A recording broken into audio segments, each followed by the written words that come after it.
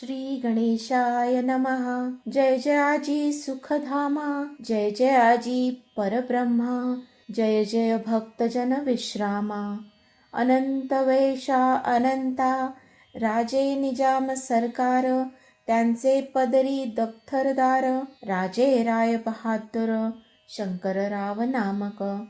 6 लक्षांची जहागीर त्याप्रती, सकल सुखे अनुकूल असती, विपुल संपत्ती संतती, काही कमती असेना। परिपूर्व कर्म अगाध, तया लागला ब्रह्मसंबंध, उपाय केले नानाविध, परिबाधान सोडी। संबंध बाधा म्हणून, चैन न पडे रात्रंदिन, गेले शरीर सुकोन, गोड न लागे अन्न पाणी। नावडे भोग विलास, सुखोपभोग कैचा तयास, निद्रा नयेची रात्रंदिवस, चिंतानले पोळले। केली कित्येक अनुष्ठाने, तैशीच ब्राह्मण संतर्पणे, बहुसाल दिधली दाने, आरोग्य व्हावे म्हणोनी। विटले संसार सौख्यासी, त्रासले या भव यात्रेसी, कृष्णवर्ण आला शरीरासी, रात्रंदिवस चैन नसे। कोणा लागी जावे शरण, मजवरी कृपा करील कोण, सोडविल व्याधीपासून, ऐसा कोण समर्थ। मग केला एक विचार, प्रसिद्ध क्षेत्र श्री गाणगापूर, तेथे जाऊनी अहोरात्र, दत्त सेवा करावी।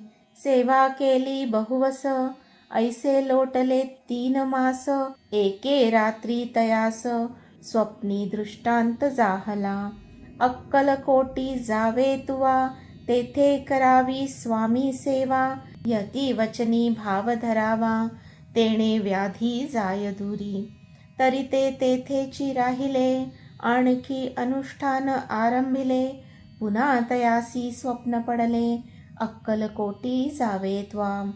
हे जाणूनी हितगोष्टी, मानसी विचारुनी शेवटी, त्वरित आले अक्कलकोटी, प्रियपत्नी सहित। तया नगरीच्या नरनारी, कामधंदा करिता घरी, स्वामी चरित्र परस्परी, प्रेमभावे सांगती। कित्येक प्रातः स्नाने करुनी, पूजा द्रव्य घेऊनी, अर्पावया समर्थ चरणी, जाती अति त्वरेने।